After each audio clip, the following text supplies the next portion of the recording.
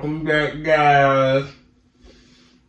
I'm eating candy. I apologize. A&M Anime Fire Force Season 2, Episode 7. We're back again to give it to you. Back again. Sorry for the delay. We took a trip. We apologize. Took a good trip. Yeah, you see it, baby. Day 2 for my man Alex. Day 2. Yesterday he had a little hiccup, but he a champ.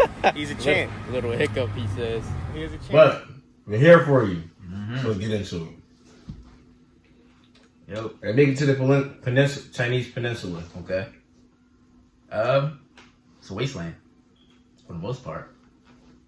It's a desert, basically. Desert, yeah. Pretty much a desert because of the Great Cataclysm of 250 years ago. Yeah. Or maybe they don't have a year date. They just know how long ago it was. They just know how long ago it was. We meet Juggernaut's parents who... we really just meet his mom. We see his dad in one clip, right? He don't say much. anything. Hillbillies, which is hilarious. No, yeah. Because, like, why? We doing the... Well, obviously, at this point in time, there's only the subs. Straight through my reading off. I had to... They start talking, and the sentences and everything, I was like, yo... When they dub this, I'm gonna hate their voices. I'm gonna hate the voices that they put on. Actually, I probably won't hate Juggernaut's voice, but the parents' voice I'm gonna hate. Yeah, I can't remember. We already heard Juggernaut's voice, so I can't remember what it sounded like though. Because he was in season 1. Yeah, and I don't think it was bad, but the parents' voice is gonna be horrible. Yeah, they're gonna be terrible. So they start riding out to their destination.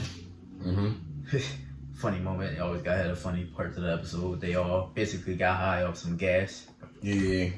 So, they was sitting on the back of the truck, just shooting missiles, boulders down and whatnot. Boy Ogun trying to bust out some dance moves. Arthur being Arthur told him he gonna think about what he say. Something about if I just think about it, then it'll be. So he just thought he was cold, so he turned cold. I don't know. It's Arthur. You know how they go. Yeah. Of course, Victor got to be the smart one. Put the gas mask on, actually. He pussy. He didn't say no. He's saying he's smart, but he ain't with all of the shenanigans that they with. Yeah, he don't want to take the whole He part of the team, but he ain't part of the team in that regard. Like, he don't want to take the whole thing. You take a half.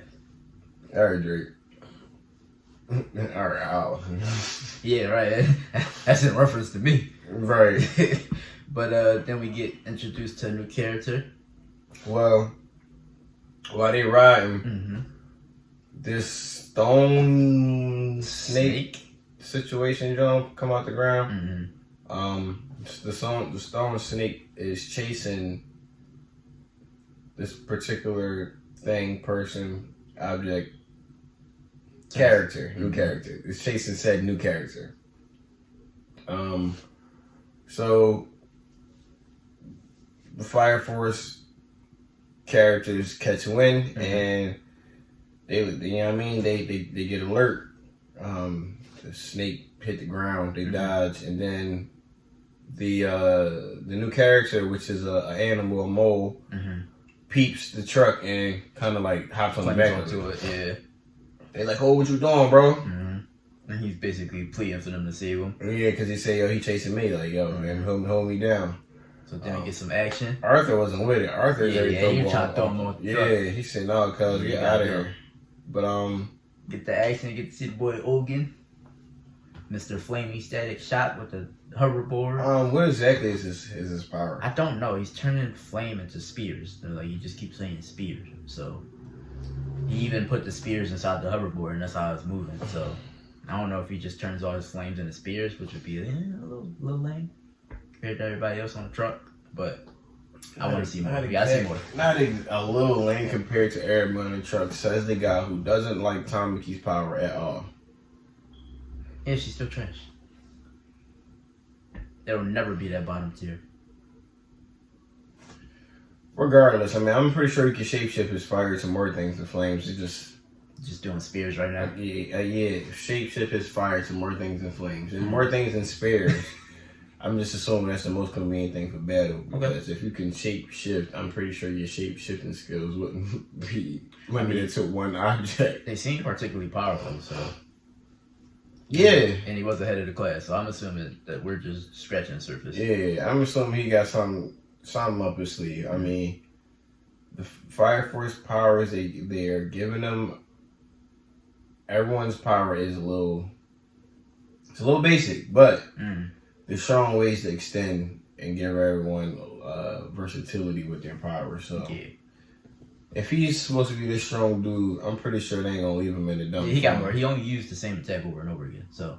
Oh yeah, he got a knife. Yeah, he got a knife. So he can do more than just spares. Yeah, so I said, so he could probably shape shift his flame into a few different things. We'll see. I can't wait to see him. I want to see more of Juggernaut actually, even though you're punk. I do like his power that he basically just turn flames into weapons. Yeah, so that I was a little surprised when I saw him sit on the back of the truck shooting the fire at the rocks, and he was hitting them because it seems like he doesn't have great control with his powers in any moments other than when he's nervous and there's somebody attacking him and he shoots. One of those things where he's high, so he concentrates. But the way they were setting it up, it was like Shinra sitting on the shoulder and it was like controlling him. Yeah, like he was directing them or whatever. That was like. Yeah, I think that was just for comedy though. I don't think that's like. Yeah, I don't think that's outward. Yeah, that was definitely. I don't know. Ooh, yeah, but that was interesting. So maybe he might come out of his. I definitely think he's coming out of his shell. This little art. Yeah, it seemed like he get more control over his powers. Maybe he will come out of his scariness. Then we get introduced to another character, the Crow. Well, we're getting to the Crow after the first character, the mole. His Scoop, which is Scoop. I'm gonna just say Scoop. I mean, he down an O on the actual word Scoop, but yeah, but Scoop on the ground. So I'm gonna just go. We're gonna go with that. We're gonna go with Scoop.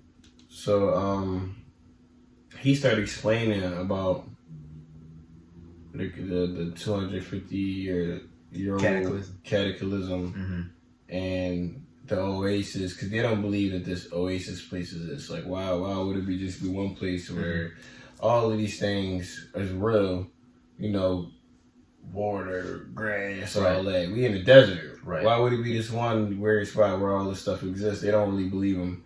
Explain it to him. So that's when we bump into the Crow, which his name is Yada. Yada, gotcha. I could not remember that. Yeah. We bump into the Crow because he calls the Crow down to like confirm his story. He's like, yo, this Oasis spot is real. Like, it's a real spot. He also compliments a little something. The Scoop has a fire tail, as well as fire in his eye, on occasion. So, yes. That's a little interesting. But I think that's the first time we see it. After he bring Yada into the situation. After he bring Yada into the situation, I think that's the first time we see the fire. So he is. They already know that they're not regular creatures though, because these animals are talking. Yeah, they know they're not regular creatures from the jump, but just the fire is adding a little more spink to it. So they camp out overnight in the I don't know if you would call it the mountains. It seemed like they're up on the hill. Yeah, but I don't know if it's the mountains or just the desert or probably just a cliff. Yeah, or just a cliff. A valley. But they spend the night, and that's one of my favorite old snaps part of the episode, because Shinra and Ogun are looking out toward this little cliffside, and they just see a bunch of lights, and you thinking oh snaps is so pretty, it's such a nice little moment, but it come to find out it's revealed that these are all infernos, right, from the Great Cataclysm, just who were never killed, right. But we do get introduced to another little shocking revelation, which is basically the Amaterasu from Japan. Hey, thank you for saying that. Yeah. The Tabernacle. Yeah. The Amaterasu from Japan is here in the form of another building called the Tabernacle. Exactly. Which is throwing everybody off because Vulcan's ancestors were the ones that made Amaterasu, and they're from Japan. So The question was whether the Tabernacle was first or the Amaterasu. And assumably, it was the Tabernacle because these animals are very old. Right. And they've been around for a while. Yes. And this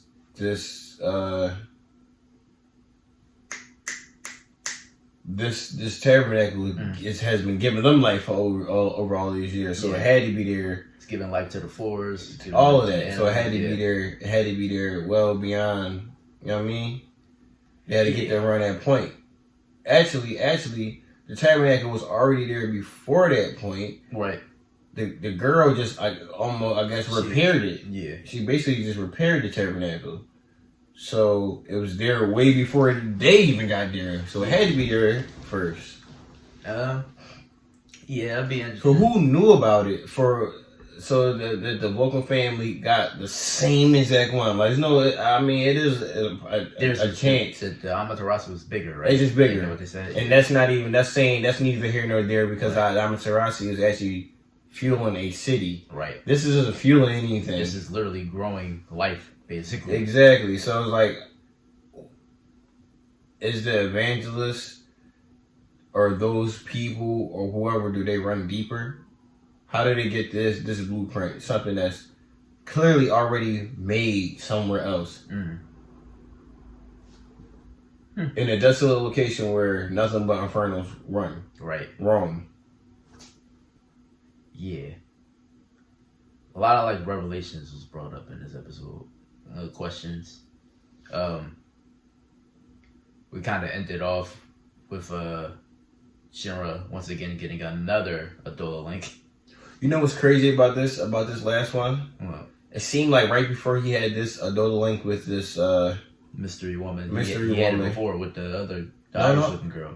Because remember, he was like, I'm going to investigate, and it kept like switching back and forth. Right. That's and that was the funny part. And that was the funny part. Because he didn't have the Adola link with the crazy girl from before. But it seemed like as his I don't know, anger or rage was increasing, it seemed like he could have had one with her. Right. So I honestly, like, it's kind of like, how did this work?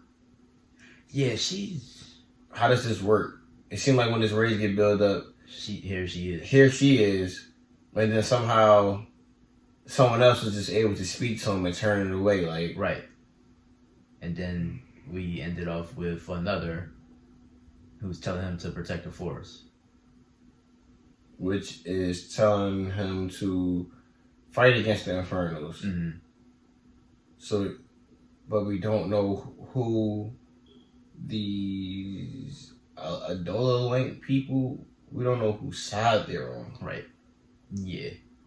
Because they don't really seem to be trying to help, but they don't really seem. Well, I can't say they don't seem. Everyone has their own agenda. It just seems like everyone has their own agenda. Like, we're still waiting for the plot to come together. Yeah. Like, for everything to start really piecing together. It's interesting right now. Yeah. It's interesting right now. Mm-hmm. You know what I mean? We took the focal point away from Inca, and put it back on our mission as a whole, and it's definitely interesting right now. Yeah. So, come holler at us again, man. Come holler at us again, and we're gonna get into that next episode, that episode 8 for y'all. Definitely. And see if we get a little more insight. See if we get a little more information about what's going on here, guys. Come on back. Stay with us. Like, comment, subscribe. Do it. Share. And then tell somebody else to subscribe. Come holler at us. Thank y'all.